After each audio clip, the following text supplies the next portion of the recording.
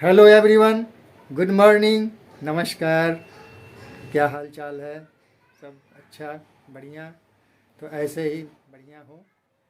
आइए, आज हम फिर से उपस्थित हुए हैं ट्रिमेट्रिक फंक्शन टीएफ के लिए। टीएफ के 1, 2, 3 पार्ट, यानी लेक्चर 1 लेक्चर 2 हो चुका है और लेक्चर 3 को हम 2 पार्ट में बांट लेंगे। ठीक है, तो आइए आज हम चर्चा करेंगे ट्रिमेट्रिक फंक्शन के साइन मॉडल का। साइन मॉडल का उसके बाद हम थोड़ी सी चर्चा कर लेंगे जो हम पार्ट 2 में लाने वाले हैं, टेबल टर्म का। टेबल टर्म के बारे में आपने सुना भी होगा, डिग्री के बारे में मैं आपको 2-3 क्लास से मैं यही रिपीट कर रहा हूँ कि आपको डिग्री के बारे में पढ़ा होगा क्लास 10 में भी। बट हम इसमें यहाँ पर रेडियन की बात करेंगे, क्योंकि क्लास 11 में रेडियन की चर्चा होती है, रेडियन से स्टार्ट होता है। बस कुछ नहीं है, बस उसका एक सिंबल चेंज हो जाता है। डियर स्टूडेंट्स, हम आज बात करेंगे फिर से एक उनकी रेंज, साइन की रेंज क्या है, डोमेन और रेंज। डोमेन रेंज के बारे में जानकारी बेसिक हमने नॉलेज दे दिया था। अब हम आगे चलते हैं कुछ फंक्शन की तरफ। डिराइव्ड फंक्शन हमारा क्या है कि वो डिराइव्ड फंक्शन जो हमारा साइन और कॉस से ही निकला हुआ है। साइन और कॉस के बारे में हमने रेंज और फंक्शन के बारे में, डोमेन के बारे में चर्चा कर दिया था। फिर से हम आज इसको रिपीट कर लेते हैं क्लास में आगे बढ़ने से पहले। उसके बाद फिर हम अपने टॉपिक्स पर आएंगे। तो डियर स्टूडेंट्स, आइए, मैं अशोक झा, आपका आईएल फाउंडेशन में वेलकम है। और फिर से हम इसको स्टार्ट कर रहे हैं। तो इस बोर्ड पे देख रहे हैं, सबसे पहले हम समरी को जान लें कि किस ग्राफ में, यानी 6 हमारे पास फंक्शन है, साइन कॉस टेन। ठीक इसका रिवर्स आ जाएगा, साइन का कॉसेक, कॉस का सेक जे, थीटा, सेक एक्स, कुछ भी मान सकते हैं। 10 का उल्टा कॉट। ये 6 हो गए, 5 6 आपको, जिसमें से 2 पेरेंट्स हैं और बाकी 4 डिराइव्ड फंक्शन है। उसी से उसकी उत्पत्ति हुई है, कहने का मतलब ये है। तो डियर स्टूडेंट्स, से हम एक ग्राफ खींच लेते हैं। उसके बाद देखते हैं कि यहाँ पर ये हमारा फर्स्ट, सेकेंड क्वाड्रेंट, ये थर्ड क्वाड्रेंट, ये हमारा फोर्थ क्वाड्रेंट। इतना क्लियर है। अब हम यहाँ पर क्या देख रहे हैं, यहाँ पर all are positive, all are positive. समझ में आ गया? Sine cos tan, cosec, sec और कॉट, ये सारे ऑल पॉजिटिव होंगे। उसके बाद हम फिर सेकेंड क्वाड्रेंट में आ जाते हैं। इसमें हमारा क्या हो जाएगा, साइन और कॉसेक। हम केवल पॉजिटिव की बात कर रहे हैं कि फर्स्ट क्वाड्रेंट में क्या पॉजिटिव होगा, सेकंड में क्या होगा, थर्ड में क्या होगा, फोर्थ में क्या होगा, और बाकी आपको बाकी सारे नेगेटिव हो जाएंगे। तो कितना इजी हो गया आपके समरी। इस समरी से आपको याद करने में काफ़ी हेल्प मिलेगा। देखिए, थर्ड में क्या है कि 10 कॉट, 10 कॉट थर्ड क्वाड्रेंट में पॉजिटिव होते हैं। उसके बाद देखते हैं कॉस सेक, पॉजिटिव होते हैं।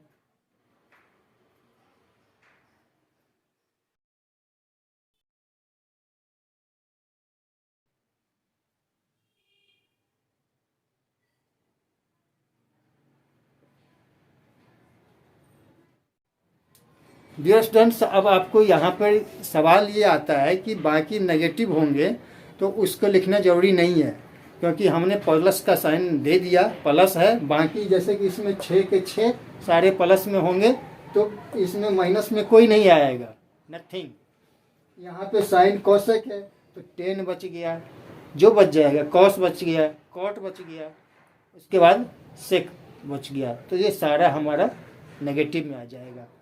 फिर से हम एक बार रिपीट कर रहे हैं, all are positive first quadrant, second में साइन कॉसेक आ जाएगा, थर्ड क्वाड्रेंट में आ जाएगा हमारा 10 कॉट, और फोर्थ क्वाड्रेंट में आ जाएगा हमारा कॉस सेक, पॉजिटिव आ जाएगा, बाकी सारा नेगेटिव होगा। ठीक है, तो अब हम चर्चा करेंगे डियर स्टूडेंट्स, इसकी रेंज क्या है, इसकी फंक्शन क्या है, ये किस तरीके से काम करता है, इसके लिमिटेशन क्या है, उसकी चर्चा कर लेते हैं। तो 6 के फंक्शन के बारे में आपको यहाँ पर हम विस्तार से जान लें कि उसके बाद फिर हम आगे बढ़ेंगे। उसके बाद हमारा टेबल टर्म का आ जाएगा।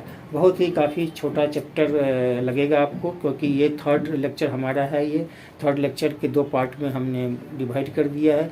कुछ एक छोटा सा एग्जाम्पल भी ले लेंगे, जिससे कि आपको ये समझ में आ जाएगा कि इसके डोमेन रेंज क्या होते हैं। इसको आप नोट कर सकते हैं।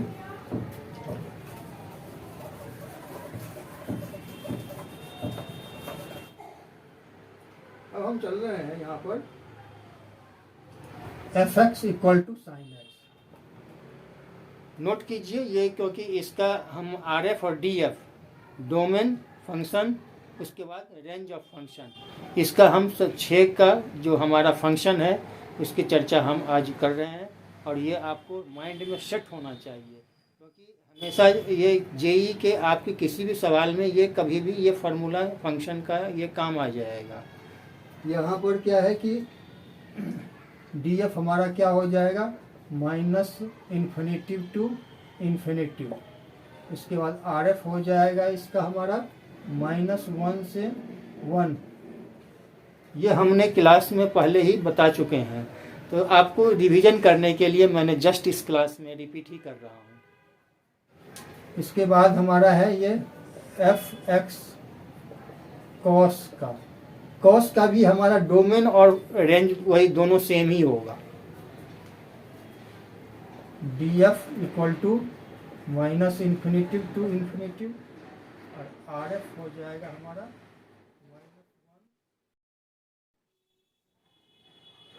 आर एफ हमारा -1 टू से लेकर के 1 तक आ जाएगा। समझ में आ गए? ये आप इसको नोट कीजिए, स्क्रीनशॉट ले सकते हैं। उसके बाद फिर हम यहाँ पर आ रहे हैं। आज हम डिराइव्ड फंक्शन यानी इससे जो प्रोडक्शन हुआ है इसकी चर्चा करेंगे। 10 की बात करेंगे। 10 की हम थोड़ा सा विस्तार कर लेंगे, क्योंकि हमें 10 इस मेनली इस क्लास में 10 कॉट, सेक और सेक कोसेक की बात करनी है हमें।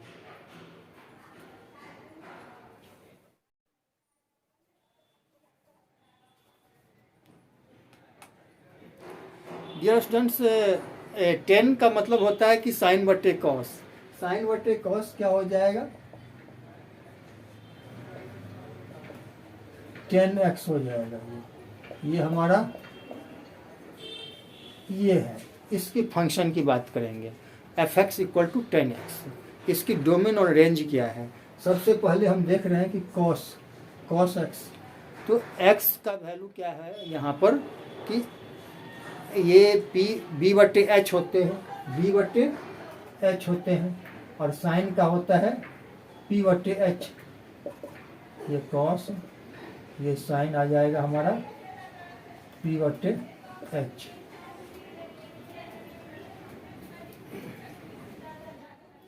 एक्स का वैल्यू 0 नहीं होना है, नॉट इंटीग्रल पार्ट ऑफ 0। इसका वैल्यू 0 नहीं होना है, तो क्या होगा इसका पाई बटे 2। कॉस का वैल्यू, यदि हम कॉस का वैल्यू पाई बटे 2,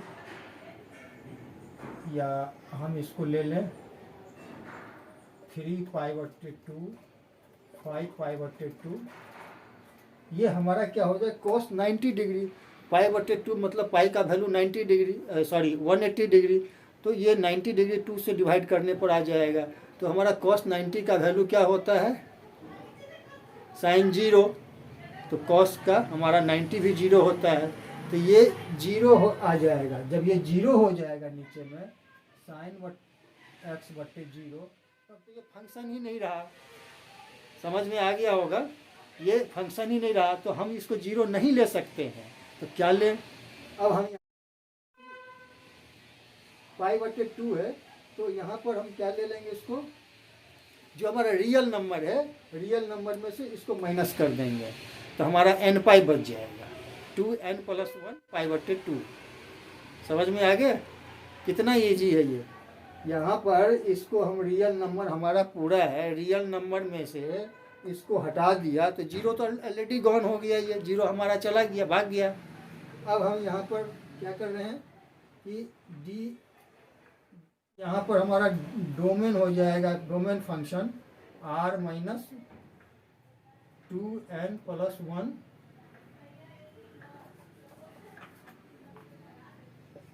π/2 n बिलोंग्स टू i। अब यहाँ पर क्या है 2n + 1 π/2 3π/2 5π/2, यानी इसको हमें नहीं लेना है, इसको ये r में से माइनस कर देना, जो बचेगा वही उसका डोमेन फंक्शन होगा। ठीक है, यही हमारा कहने का मतलब ये था। अब ये डोमेन फंक्शन यही है इसका 10 का। अब हम यहाँ पर देखते हैं रेंज ऑफ फंक्शन। रेंज क्या हो जाएगी इसकी। अब मान लिया कि इसका वैल्यू साइन का नीचे में हमने 0 ले लिया तो फंक्शन ही नहीं हुआ। यदि कोई संख्या लेते हैं 1 से 1 लेते हैं सपोज दैट, तो यहाँ पर क्या आ जाएगा ऊपर में x/cos x। तो यहाँ पर रेंज की बात कर रहे हैं, तो रेंज हमारा क्या हो जाएगा। यदि छोटा लेते हैं तो ये माइनस की तरफ जाएगा, बड़ा लेते हैं तो इन्फिनाइट की तरफ जाएगा ये। तो ये हमारा infinitive minus infinitive to infinitive आ जाएगा, क्योंकि हम यदि मान लें -1 लेते हैं तो -1 -2 -3 करके इसका जो लास्ट आ जाएगा माइनस इन्फिनिटिव तक। और राइट साइड में यदि हम चलते हैं तो इसका आ जाएगा हमारा 1 2 3 4 5 करके ये हमारा इन्फिनिटी तक चला जाएगा। तो इसका रेंज क्या हो जाएगा -इन्फिनिटिव टू इन्फिनिटिव।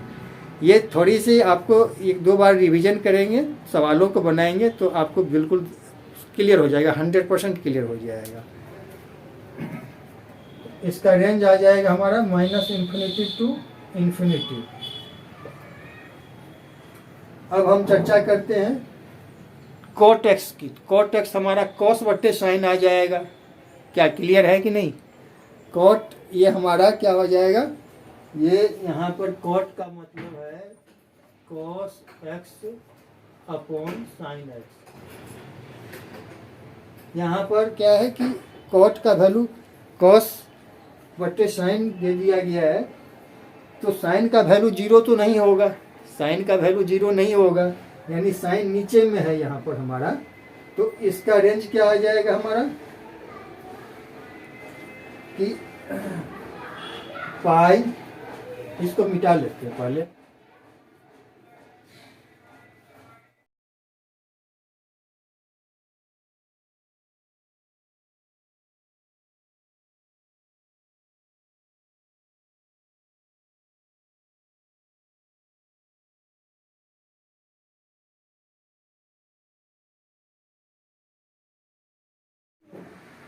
तो यहाँ पर cos/sin आ गया, तो x not equal 0, cot x equal to cos x/sin x, x not equal 0, pi 2 pi 3 pi 4 pi dot dot. अब यहाँ पर नीचे साइन x का वैल्यू 0 नहीं हो सकता है, क्योंकि 0 लेंगे तो फंक्शन ही नहीं आएगा, फंक्शन ही ख़त्म हो जाएगा। अब हम यहाँ पर देख रहे हैं कि पाई, क्योंकि साइन 180 डिग्री का वैल्यू हमारा क्या आ जाएगा, वही आ जाएगा जो हमारा 90 में आ रहा है। तो ये यहाँ पर कहने का मतलब यह है कि 0 नहीं होना चाहिए, 0 आ जाएगा, यानी इस इंटीग्रल पार्ट को हम हटा देंगे, रियल नंबर r में से इसको हटा देंगे, जो बचेगा वही इसका रेंज हो जाएगा, वही इसका डोमेन फंक्शन हो जाएगा।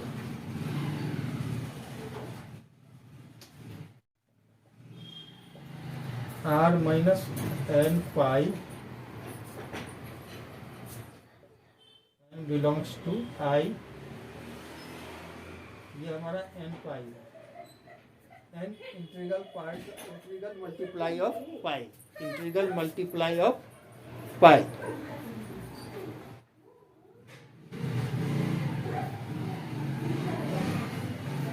अब इसका रेंज आ जाएगा, वही आ जाएगा -इन्फिनिटी टू इन्फिनिटी, रेंज वही आ जाएगा, क्योंकि हम नीचे यानी नीचे की साइड यानी जाएंगे तो ये माइनस में जाएगा, ऊपर की साइड जाते हैं तो ये प्लस में आएगा, प्लस में कितना ऊपर जाएगा तो -इन्फिनिटी होगा ये।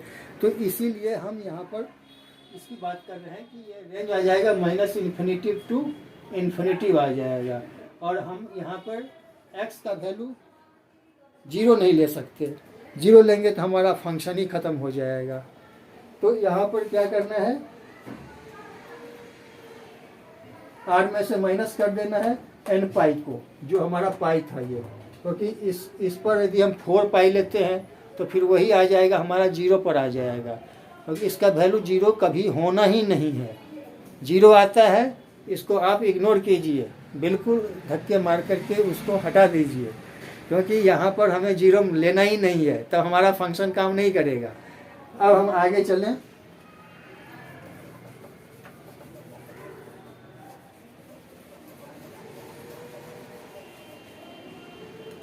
सेक और कोसेक की बात कर लेते हैं। सेक आता है, सेक एक्स फंक्शन हमारा क्या होता है, 1/cos x, यानी cos x आता है यहाँ पर। तो x का वैल्यू क्या आ जाएगा, 0 और 1 के बीच में आ जाएगा। 0 और 1 के बीच से न 0 1 के बीच में ही रखना है। आपने एक चीज गौर किया होगा,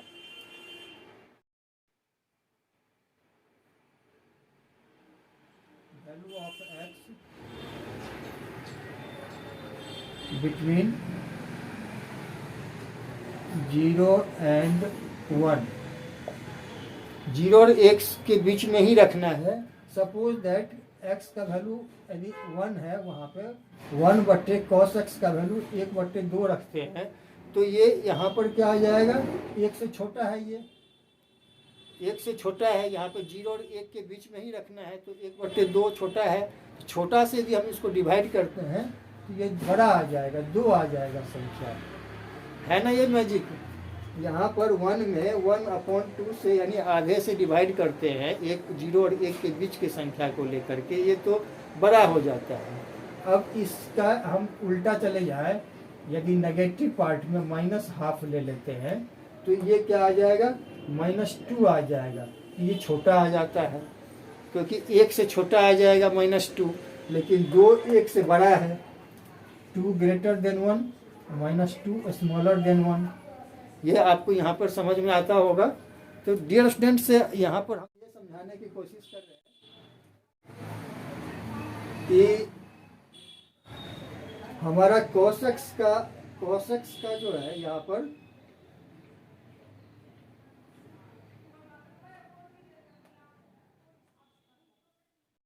सेक का उल्टा कोसेक होता है। तो 2n+1 π/2 को रियल नंबर से हटा देंगे।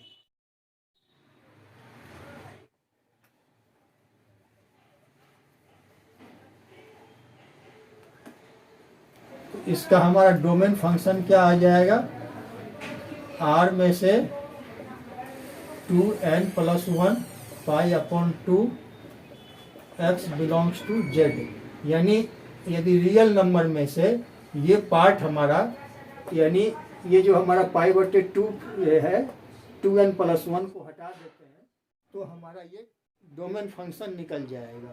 यहाँ पर इसीलिए ऐसा कर रहे हैं कि यहाँ पर 0 π/2,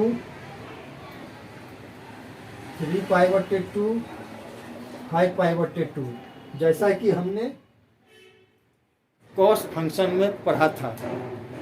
यहाँ पर डोमेन फंक्शन का, डोमेन फंक्शन के लिए हम यहाँ पर इस पार्ट को हम यहाँ से इग्नोर कर देते हैं, इग्नोर कर देंगे, यानी r-2n+1 π/2, r-2n+1 π/2 n belongs to z। ये हमारा तो फिर ये डोमेन फंक्शन इसका निकल जाएगा। जो हमें हटाने हैं उसको आप r में से माइनस कर दो, बाकी एक्सेप्ट कर लो, यही कहना है। यही फंक्शन का मेन बेसिक रूल है। जो हमारा ये df है, rf रेंज फंक्शन क्या आ जाएगा, -∞ टू ∞, यूनियन 1 ∞। ये आपको दिमाग में सेट होना चाहिए। अब कैसे हुआ ये तो हम अब समझा रहे हैं, लेकिन आपको दिमाग में सेट होना चाहिए। यदि आपको समझ में नहीं आ रहे हैं तो आप जब मैथमेटिक्स के कोई फार्मूला यदि आपको समझ में नहीं आए तो आपको तत्काल मैं एक ट्रिक देता हूँ कि आप उसको मेमोरी में रख लो, क्योंकि समझने के लिए आपके पास रिसर्च करने के लिए आप खुद भी कर सकते हो, नहीं तो यदि किसी लेक्चर का हेल्प लेना है तो आप लेक्चर से हेल्प लेकर के भी कर सकते हो। आपको बस हम यहाँ पर ये समझाएंगे कि रेंज फंक्शन इसकी क्या है ये, क्योंकि हम जब यहाँ से माइनस की तरफ जाते हैं और ये -1 की तरफ जाते हैं तो ये हमारा जो पार्ट है, सपोज दैट यहाँ पर क्या है कि b हमने ये मान लो यहाँ पर इसका परपेंडिकुलर छोटा है, बेस को हमने बड़ा मान लिया, परपेंडिकुलर को हमने छोटा मान लिया, ये हमारा हाइपोटेन्यूज है। अब यहाँ पर क्या है कि ये 90 डिग्री का है, राइट एंगल है। अब क्या करना है यहाँ पर कि p छोटा ले लिया, p मान लिया 1 ले लिया और b बहुत बड़ा ले लिया, b का वैल्यू हमने 10,000 मान लिया, कुछ भी मान सकते हैं, बड़ा मान सकते हैं।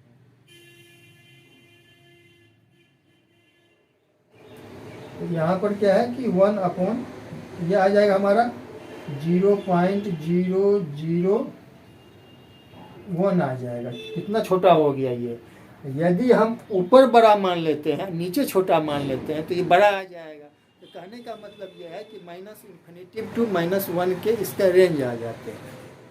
सपोज दैट यहाँ पर एक बार बड़ा आ जाएगा 10,000/1, ये हमारा ये ठीक इसका कितना रिवर्स आ गया, हमारा 10,000 आ गया इसका वैल्यू, और इसमें आ जाएगा 0.001। और भी बड़ा लेंगे तो और भी छोटा आ जाएगा, बड़ा लेंगे ऊपर ये और बड़ा चला जाएगा। तो आखिर सवाल ये उठता है कि कितना बड़ा होगा कितना छोटा होगा।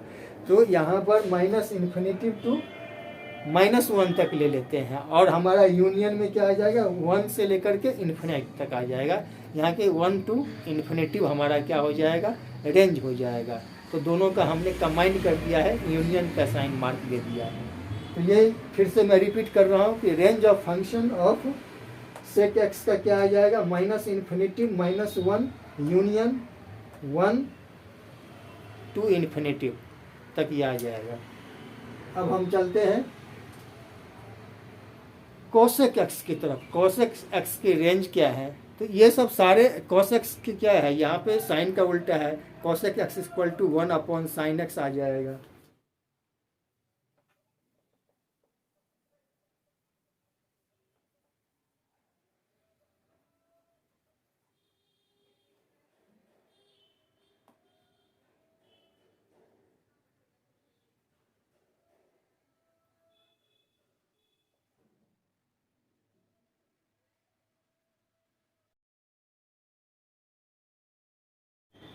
ये कोसेक एक्स साइन एक्स का उल्टा आ जाएगा। तो इसका हमारा डोमेन रेंज क्या हो जाएगा, domain function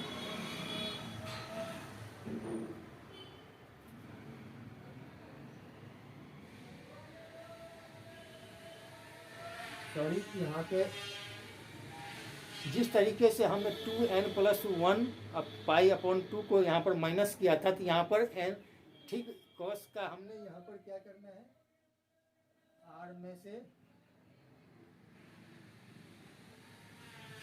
n belongs to I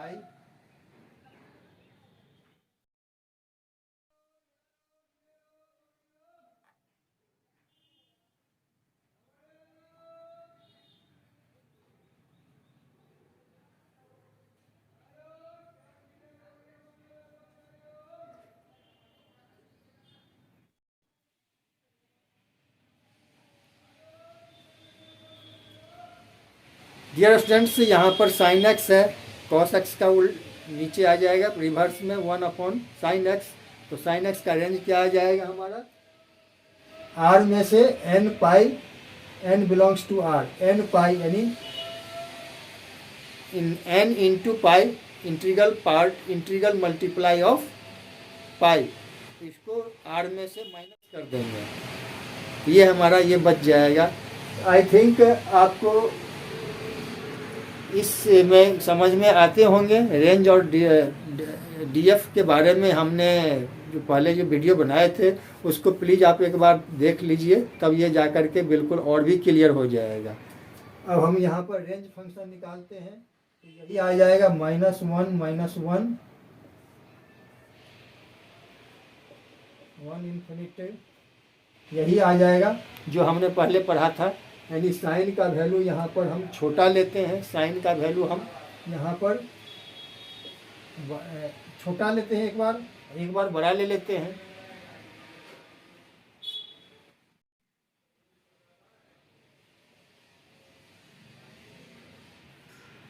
तो हमारा वही आ जाता है, एक बार बड़ा छोटा आ जाता है, एक बार बड़ा आ जाता है। फिर आखिर वही सवाल आते हैं कि कितना बड़ा और कितना छोटा। तो -इन्फिनिटी टू यहाँ पर रेंज फंक्शन आ जाएगा -इन्फिनिटी से -1 यूनियन 1 इन्फिनिटिव। तो बीच में हम यूनियन को रख दिए हैं, यही हमारा रेंज ऑफ फंक्शन हो जाएगा। और हमारा डीएफ आपको याद हो गया, आर में से n पाई को माइनस कर देंगे, कॉस वाले में 2n + 1 multiply π/2, n belongs to integer. Clear हो गया। अब हम चलते हैं यहाँ पर टेबल की बात कर लेते हैं। आपने पढ़ा होगा साइन 0 का वैल्यू 0 होता है, साइन 30 का वैल्यू 1/2 होता है, साइन 45 का वैल्यू 1/√2 होता है, साइन 60 का वैल्यू √3 होता है, साइन 90 का वैल्यू 1 होता है। तो हम एक बार टेबल को यहाँ पर बोर्ड पर लिख रहे हैं, आप इसको स्क्रीनशॉट ले लीजिए, याद कर लीजिए। आपके बुक में भी, एनसीईआरटी के बुक में भी मिल जाएगा।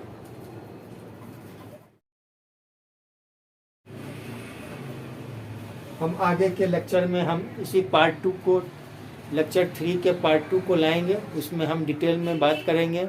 यहाँ पर हम सिंपली हमें आगे की क्लास में क्या पढ़ाई करनी है इसकी हम समरी दे रहे हैं, इसका हम ब्रीफ कर रहे हैं। ब्रीफिंग इस प्रकार है।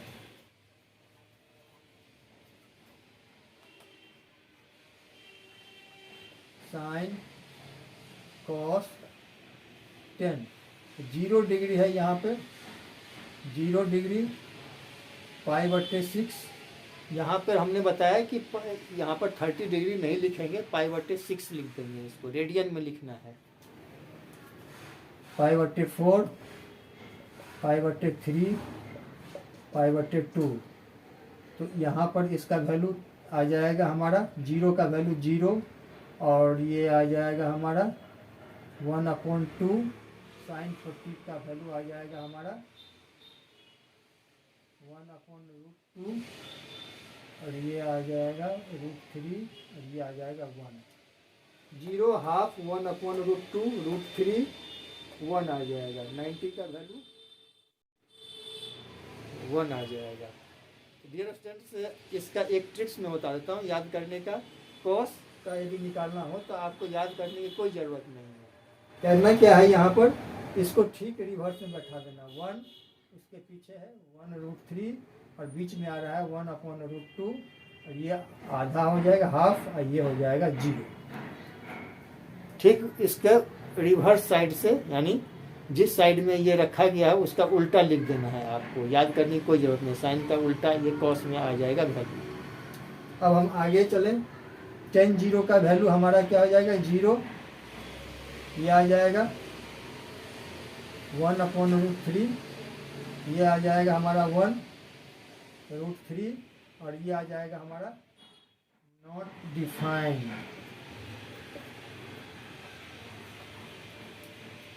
आपको ये समझ में आ गया होगा। यदि आपने पेरेंट्स 10 साइन कॉस 10 सीख लिया तो इसके रिवर्स में क्या रखा हुआ है, जो वैल्यू इसमें आ रहा है उसका रिवर्स कर दो आप। बस आपको केवल साइन का मैं कर रहा हूँ कि साइन और 10 आप थोड़ा ध्यान रखिए, कॉस ऑटोमेटिक निकल जाएगा। साइन के जितने कतार में लिखे हैं ना हमने, 0 हाफ 1/√2 1, ठीक इसका रिवर्स कर देना है आपको। यही सिंबल है इसका, यही ट्रिक्स है, वैल्यू वही आएगा। अब साइन का उल्टा क्या हो जाएगा हमारा, कॉसेक हो जाएगा। कॉस का उल्टा हमारा सेक आ जाएगा, साइन का उल्टा कॉट आ जाएगा। तो कोसेक का वैल्यू हमें 0 का उल्टा नॉट डिफाइंड कर देना है। इसके बाद 180 डिग्री का वैल्यू ये 2 हो जाएगा, √2 हो जाएगा, 1/√, और ये 1 आ जाएगा। समझ में आ गए? अब सेक का है तो इसी का रिवर्स कर देंगे हम। कॉट है, अब आपको करना क्या है कि कोस में जो हमने लिखा है उसका उल्टा कर देना है। 1 का उल्टा 1 आ जाएगा, √3 का 1/√3 आ जाएगा, 1/√2 का √2/1 आ जाएगा, और 1/2 का 2/1 आ जाएगा, 0 का 0/1 1/0 आ जाएगा। तो यहाँ पर क्या करना है, सेक टेन का है, उसी प्रकार कॉट का है। तो ठीक आपको जैसे कि हमने कॉस का किया है, तो टेन का भी वैसे कर लेंगे। 0 का 0 आ जाएगा, यहाँ पे √3/1 आ जाएगा, 1 का उल्टा 1 आ जाएगा, ये 1/3 आ जाएगा, ये आ जाएगा हमारा 0 आ जाएगा। नॉट डिफाइंड का उल्टा 0 आ जाएगा। तो बहुत आसान है। आपको ऊपर का पेरेंट्स पर आप फोकस कीजिए, पेरेंट्स जो हमारा ट्रिग्नोमेट्रिक फंक्शन है उस पर फोकस कीजिए, बच्चे तो अपने आप दौड़े दौड़े आ जाएंगे। थैंक यू, नमस्कार। तो हम अगले क्लास में फिर से उपस्थित होंगे नए टॉपिक्स ट्रिग्नोमेट्रिक फंक्शन के पार्ट 2 को लेकर के। तब तक आप इंतज़ार कीजिए, बस इंतज़ार जल्दी ख़त्म हो जाएगा। Thank you.